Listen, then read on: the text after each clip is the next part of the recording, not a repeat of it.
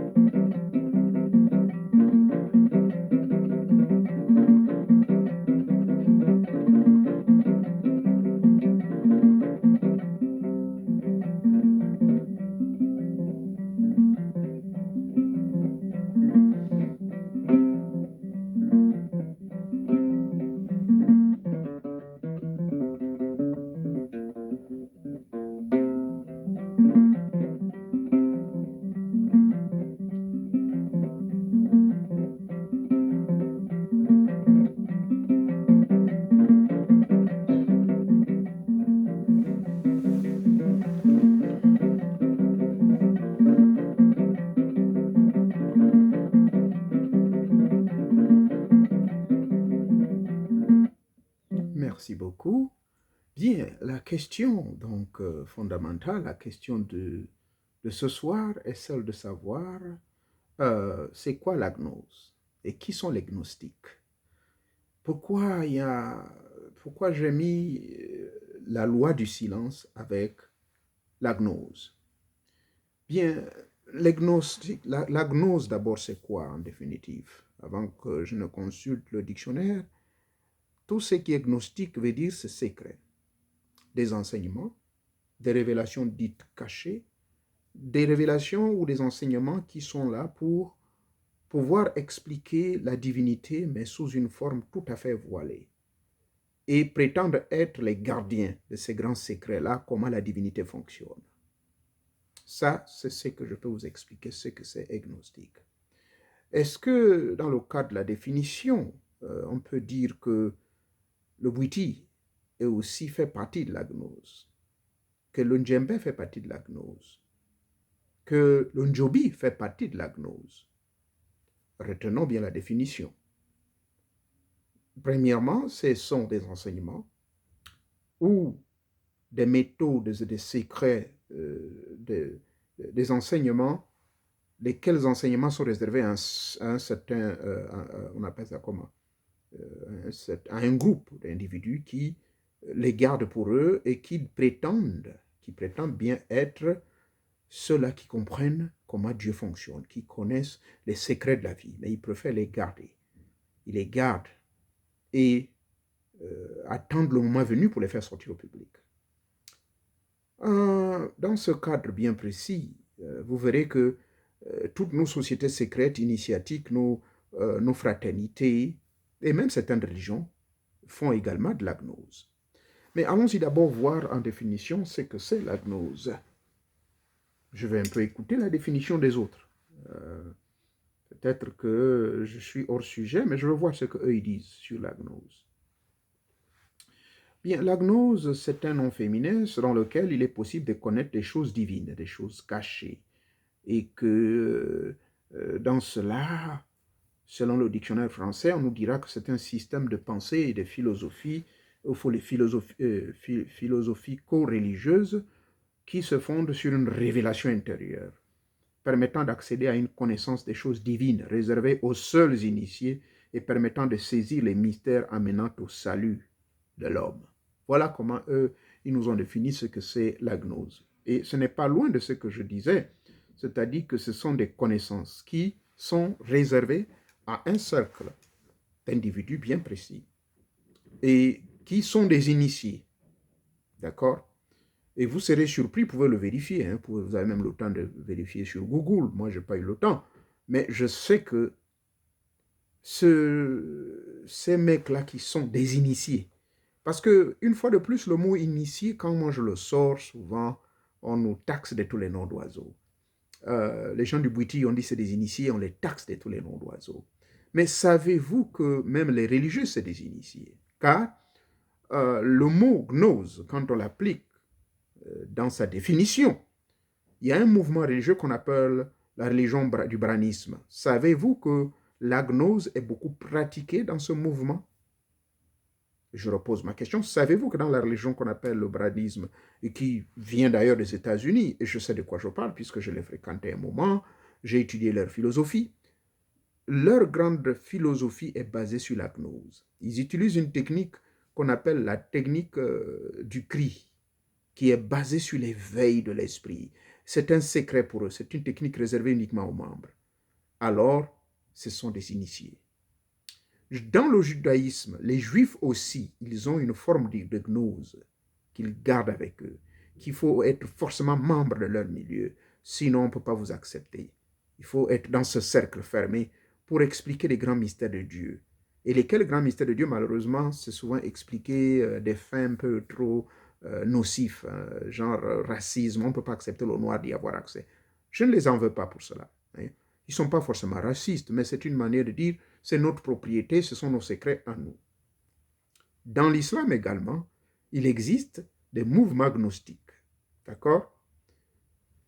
Paix sur le prophète Mohammed, mais des 4 compagnons qu'il avait, il y a certains compagnons d'ailleurs qui ont développé les enseignements du prophète et qui plus tard ces enseignements ont été rattrapés par certaines personnes qui étaient devenues des grands mystiques.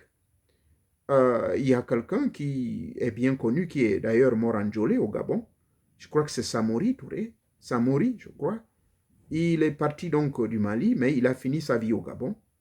Il a marqué beaucoup la vie des Gabonais, car c'était quelqu'un de très gnostique. Il détenait beaucoup de secrets. Et lui aussi, il était pratiquant de la gnose de l'islam. Je vous amène dans la Rose-Croix. Saviez-vous que dans la Rose-Croix également, il existe une Rose-Croix qu'on appelle la Rose-Croix d'or? Et que la Rose-Croix d'or mise sa pratique beaucoup plus sur la gnose. Ils expliquent les phénomènes métaphysiques que le commun des mortels n'arrive pas à expliquer. Ils expliquent par exemple que le monde matériel dans lequel nous vivons, c'est un monde de reflets. Ils exigent que les pratiquants doivent être des végétariens et qu'il faut vivre en harmonie, loin de la matière et tout ceci. Ils expliquent que l'ère du Verseau a touché à sa fin et que les connaissances secrètes vont être données seulement à certains privilégiés, seulement aux initiés. Eh bien, la liste elle est longue. Je ne veux pas vous amener sur toute la planète et de vous parler de tous les milieux gnostiques que je connais personnellement. Il existe également, vous savez, la Bible nous parle de Jean le Baptiste, qui serait également fondateur d'une religion. D'accord? Jean le Baptiste, qui a vécu à l'époque dont on parle de Jésus. Et ce Jean le Baptiste, effectivement, a laissé une secte. Et cette religion, ou secte parce que c'est juste, ils sont en moins de 2 millions de membres. Ils vivent très détachés, ils vivent en Iran. La secte s'appelle la secte de Jean le Baptiste. Ils s'habillent tous en blanc, ils ne se rasent jamais leur barbe. Hein. Hommes comme femmes, les femmes ne coupent pas leurs cheveux. Et tous s'habillent en blanc, ils ne vivent que du miel, ils ne vivent que des racines. J'ai rencontré un jeune Congolais en 1991 à Pointe-Noire qui est membre de cette secte-là. Ceux-là aussi, ce sont des grands gnostiques. Au sein de leur milieu, ils gardent des enseignements secrets qui ne sont pas accessibles à n'importe qui. Vous ne verrez pas leurs livres diffusés n'importe comment. Il faut être forcément membre. Voilà des gnostiques. Ce sont des gens qui sont détenteurs des enseignements et dont ils ont les révélations divines. Seuls eux peuvent expliquer certains grands secrets des phénomènes de la vie. D'accord? Bien. Maintenant, allons-y chez les témoins de Jéhovah. Les témoins de Jéhovah ont un groupe d'individus qu'on appelle l'esclave fidèle et avisé. Pour ceux qui ne le savent pas, je suis un ancien témoin de Jéhovah, hein, je ne le cache pas. J'ai fait presque 20 ans, 18 ans, et j'étais au grade élevé. J'étais ancien pionnier permanent, pour ceux qui connaissent bien les témoins de Jéhovah, pionnier permanent. J'étais pionnier permanent pendant près de 5 ou 6 ans, donc je ne vivais que de ça. Je ne travaillais pas, on m'a demandé même d'abandonner mes études supérieures, et je faisais cela pour toute ma vie. J'allais de ville en ville, de quartier en quartier, de village en village, et j'étais habillé par la congrégation, j'étais nourri par la congrégation, donc il me restait un pas à devenir pionnier spécial ou missionnaire. Bien, à ce niveau également, je sais de quoi je parle donc. J'ai appris toute l'école théocratique des témoins de Jéhovah. Alors, chez eux, ils ont un groupe qui s'appelle l'esclave fidèle et avisé. L'esclave fidèle et avisé, c'est tout simplement des frères qui vivent en Pennsylvanie, au siège mondial des témoins de Jéhovah, et à New York. Ce sont eux qui se chargent de la diffusion de toutes les publications et de tous les livres, voire même les traductions bibliques et tout. Ce sont eux qui donnent l'approbation afin que tout soit imprimé. En d'autres termes, ils font partie des 144 000 élus qui doivent aller vivre avec le Christ au ciel pendant une période X donnée, qui vont être auprès de lui. Ça, sont eux, hein, je ne partage pas cet avis. Donc, ces mecs-là, qu'on appelle le groupe fermé de l'esclave fidèle et avisé, ce sont des gnostiques également, parce qu'ils gardent beaucoup de secrets. Ce sont eux qui peuvent vous interpréter tout ce qui se passe actuellement, par exemple, au niveau de la Russie, de l'Ukraine, de ce qui se passe entre les États-Unis. Ils sont très forts dans leur interprétation des prophéties par rapport à l'ère du Verseau. Voilà aussi des gnostiques. La liste peut être plus longue. Bien, les francs-maçons, sont-ils des gnostiques également? Si on suit bien la définition, je ne crois pas à 100%. Mais d'une certaine manière, oui, parce qu'ils doivent garder secret ces enseignements. Ils doivent garder secret certaines informations parce qu'ils pensent qu'ils sont détenteurs de l'avenir du monde. Pour le cas des francs-maçons, bon, pour eux, ils croient à un gouvernement universel, un gouvernement mondial. Ils croient, voilà pourquoi ils travaillent des concerts avec l'ONU. Ils sont convaincus qu'il faut un nouvel ordre mondial. Voilà. Et ce nouvel ordre mondial a pour rôle d'amener toutes les nations de la Terre à être soumises à une idéologie qui va être gérée par un certain groupe de pays et de personnes. Ça, c'est la philosophie un peu de l'autre branche de la franc-maçonnerie qu'on appelle Illuminati. Illuminati a beaucoup plus influencé cet aspect. Mais la Rose-Croix, je voulais dire, mais la franc-maçonnerie en tant que telle ne pousse pas trop cette idée parce que il y a plusieurs branches dans la franc-maçonnerie, comme vous le savez, il y a plusieurs loges. Et la loge, ce sont des chambres secrètes qui font partie de la franc-maçonnerie, mais qui forcément ne partagent pas les mêmes opinions. Si vous partez au Gabon, la loge du Gabon maintenant, en dehors de la loge du rite équatorial, qui existe toujours, il existe également une autre loge qu'on appelle la loge de la panthère. Alors, vous allez parler un langage de gouvernement unique, ordre mondial, à un mec qui fait sa loge, la panthère du Gabon, lui n'a rien à foutre avec ça. Hein, lui, ses objectifs, c'est de vivre en fraternité avec les frères gabonais, et un objectif et un plan bien donné, et pour vivre, créer le bonheur autour de lui, de sa famille, et pourquoi pas extendre ce bonheur aux Gabonais. Bon, tout ça, c'est la gnose. Maintenant, le problème, c'est que ces gnoses ont un aspect négatif, parce que la gnose qui étant un cercle fermé, qui garde des secrets, seuls eux dont Dieu se révélerait être auprès d'eux, et seuls eux qui peuvent expliquer ces enseignements divins et de les garder, d'expliquer. Ils les gardent à eux seuls.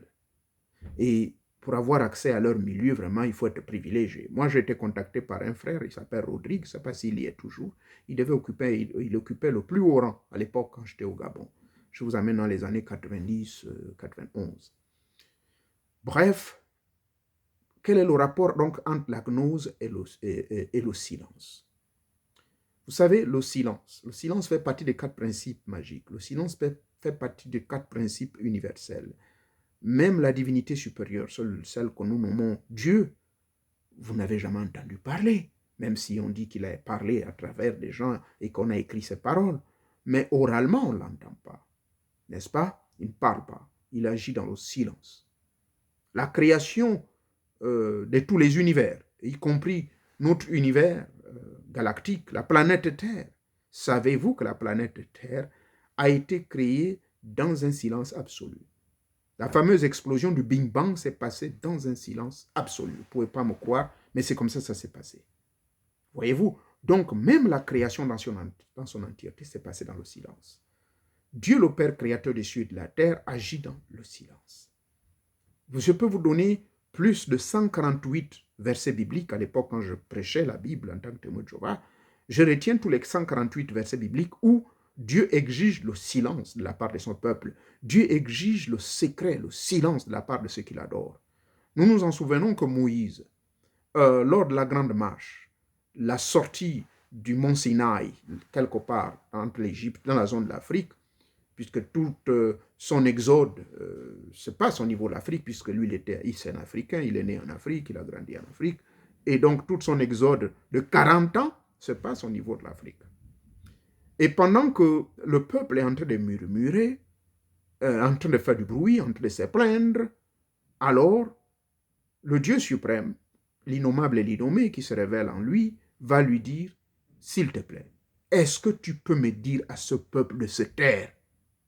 Est-ce que tu peux me dire ce peuple de garder le silence? Parce que s'ils ne gardent pas le silence, je ne veux plus agir, je ne veux plus leur donner ce qu'ils désirent. Et Moïse donc transmit le message et parla au peuple d'Israël. À l'issue de ça, le peuple s'entêta. Et souvenez-vous, Myriam, la sœur de Moïse, malheureusement va perdre, qui était même mère, même père que Moïse, et il y a certains d'autres compagnons. Au total, 250 personnes sont mortes, ont été avalées par la terre, car Dieu était obligé d'ouvrir la terre et les avaler tous, parce qu'ils faisaient trop de bruit. Le fait de se plaindre, c'est faire du bruit. Le fait de se plaindre est une violation de la loi du silence. Donc, la leçon qui sort de la gnose, c'est le fait que vous gardez des secrets, le fait que vous avez ce privilège de communier avec l'essence divine. Que vous soyez chrétien, que vous soyez musulman, vous n'avez pas besoin de vous comporter en extrémiste. Vous n'avez pas besoin. Un véritable agnostique, il est un initié. Et cet initié qui connaît les mystères de la vie, il fait de son mieux de partager et d'aider le peuple, d'aider les autres qui n'arrivent pas à expliquer certains mystères. Parce que c'est ça la différence entre un agnostique et un initié qui est un gnostique et un ordinaire adorateur de Dieu qui ne connaît pas grand-chose sur ces histoires-là. C'est-à-dire ils ont ce privilège d'être des élus de Dieu. Mais quiconque est élu de Dieu, c'est un élu qui a la connaissance, qui a la sagesse, qui a des dons, lesquels dons il les a développés, et au cours de ce développement, il y a eu une connexion réelle, comme je l'ai dit dans la vidéo précédente. Comment dirais-je, l'énergie du bas s'est connectée, s'est fusionnée avec l'énergie du haut, ce qui fait une véritable harmonisation. Et dans cette harmonisation, donc, dans cette relation intime, et là, il existe donc cet état de la gnose. Donc, vous êtes devenu un agnostique parce que vous bénéficiez de certaines révélations.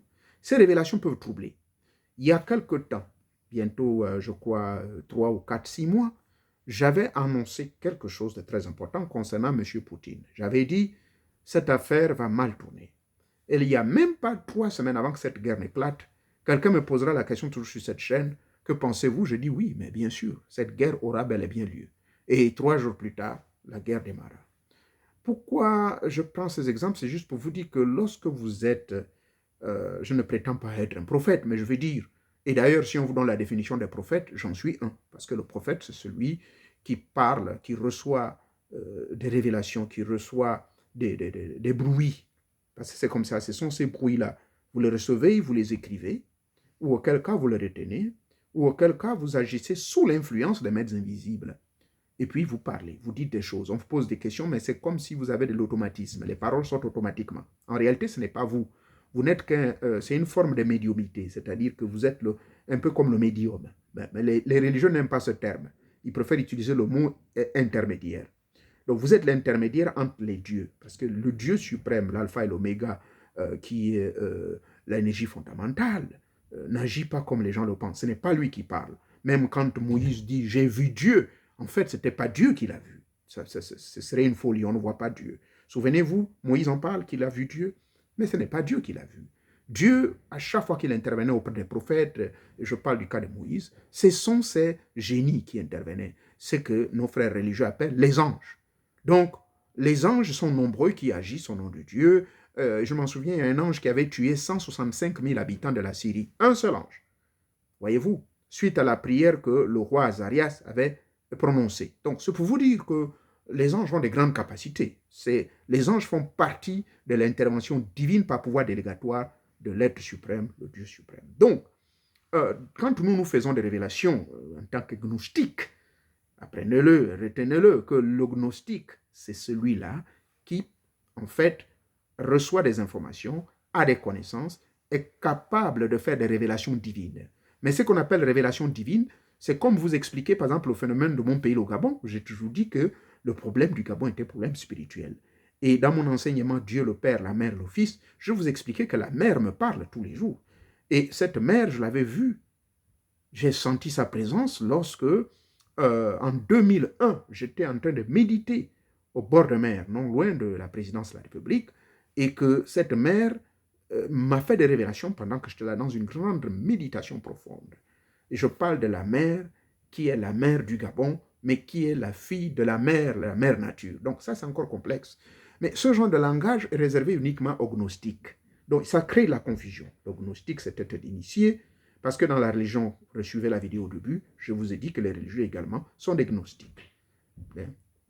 C'est des gens, mais eux, ils prennent ça à l'extrême. C'est-à-dire que c'est des secrets, ils ne doivent pas dire aux gens et tout et tout. Maintenant, le rapport avec le secret. Le rapport avec le verbe se taire. Oui, c'est important quand vous êtes gnostique de savoir se taire. Évitez de trop donner certaines informations, car elles ne sont pas nécessaires. Quand je parle de la franc-maçonnerie, par exemple, je parle de manière générale. Tout le monde a accès à l'Internet et tout et tout. J'ai même vu des vidéos où on est allé photographier des chefs d'État, des hommes, ou faire les rites et tout et tout. Mais rassurez-vous, ce n'est pas ça la franc-maçonnerie. La franc-maçonnerie, c'est plus que ça. Il y a des secrets des secrets. Il y a des choses gnostiques qui sont très, très enfouies, que personne n'osera venir vous parler. Même les frères rebelles, quand je parle des frères rebelles, c'est-à-dire qui sont sortis de la franc-maçonnerie, qui n'étaient pas satisfaits et qui viennent témoigner que c'est des pratiques diaboliques et tout et tout et tout, ils ne vous diront jamais la vérité. Ils ne vont jamais rentrer dans le fond. Parce que à cause de ce contrat-là qu'ils ont signé, à cause du principe du secret. Je ne viens pas parler ici de la franc-maçonnerie, je peux vous parler du Bwiti. Dans le Bwiti, c'est pareil. Le Bwiti également est une société, en dehors du fait que c'est notre religion traditionnelle, mais je peux dire que c'est une fraternité également qui se base sur la gnose. En retenant que la gnose, c'est quoi? Grand mystère de Dieu, mystère divin, que seul l'initié peut expliquer. D'accord? Et dans le Bwiti, l'initié peut vous l'expliquer. mais il vous dira, initiez-vous d'abord. Et quand vous allez vous initier et que vous consommez le bois sacré, eh bien, vous-même, vous allez faire ce voyage gratuit dans l'au-delà, à travers les arcanes secrètes, eh bien, à votre retour, et qu'on vous aura donné votre nom après la résurrection, puisque vous mourrez quand vous initiez.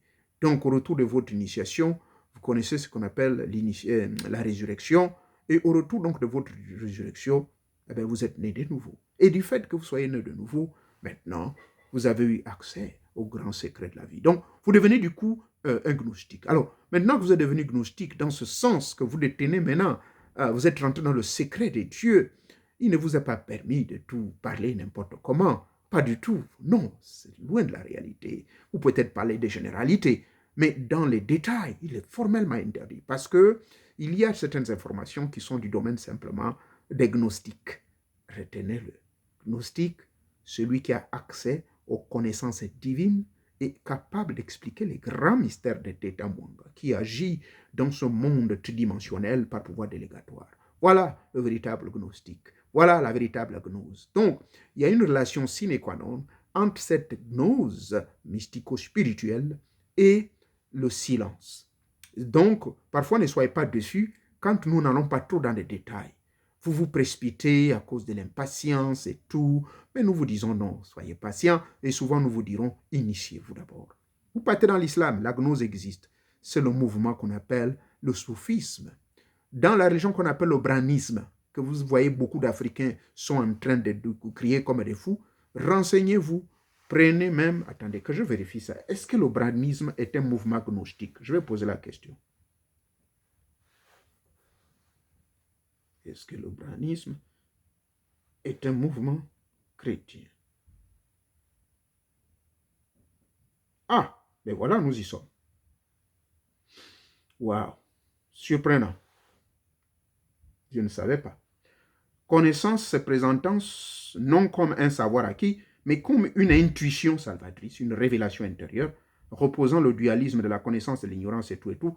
Il existe donc que le gnostique cherche à connaître les autres, qu'on appelle ça, le dualisme de la connaissance de l'esprit et du corps, que se fondant sur l'idée que le monde sensible est dominé par des puissances mauvaises, hostiles au Dieu transcendant, source du monde spirituel, que le gnostique cherche à connaître. Ça, ce n'est pas le boité.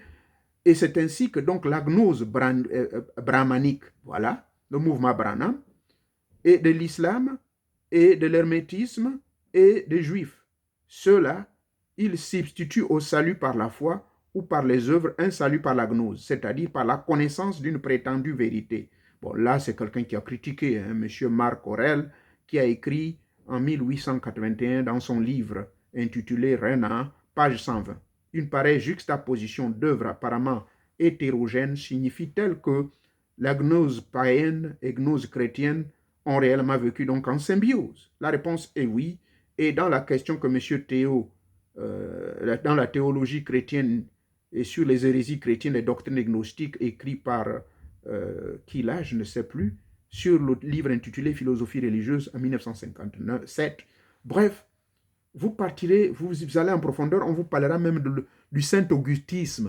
Vous vous en souvenez, je vous parlais de Saint-Auguste, celui qui a créé le mouvement puritain, que pour atteindre la divinité supérieure, il fallait s'abstenir d'activités sexuelles et autres. Ceci, c'était avant qu'on apporte l'interdit aux prêtres d'avoir des femmes, parce qu'avant, à cette époque, les prêtres étaient autorisés d'avoir des femmes. Donc, nous retenons donc la gnose brahmanique.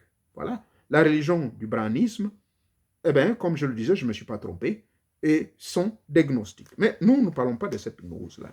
Donc voilà, aujourd'hui, moi, en tant qu'initié, je suis venu vous donner ma définition sur la gnose. La gnose, c'est tout simplement la relation d'abord intime, personnelle, en tant qu'initié, et vous avez accès aux grands mystères divins, et tous ces mystères divins-là, vous pouvez l'expliquer. Et vous ne l'interprétez pas, mais ce sont les dieux qui vous donnent. Contrairement aux autres religieux, eux, ils pensent que tout ce qui arrive, c'est le mal, c'est le diable, c'est ceci, c'est là, et ceci va perturber donc la vie de l'humanité tout entière. Ça, c'est des interprétations. Mais le message divin, le message qui vient de Dieu par pouvoir délégatoire, souvent vous verrez que c'est pour le bien de l'humanité, vous faites passer des connaissances, mais sauf que il vous est contraint de garder le secret, de retenir, parce qu'on ne donne pas de l'or au porceau, comme Jésus dans la Bible des chrétiens, n'est-ce pas? Le chrétien de Jésus le dit, que vous ne pouvez pas donner quand même des perles au perceau. Donc, vous ne pouvez pas oser donner des perles qui coûtent cher aux enfants des porcs. C'est perdre du temps. Donc, c'est comme les grandes connaissances exotiques, les grandes connaissances initiatiques.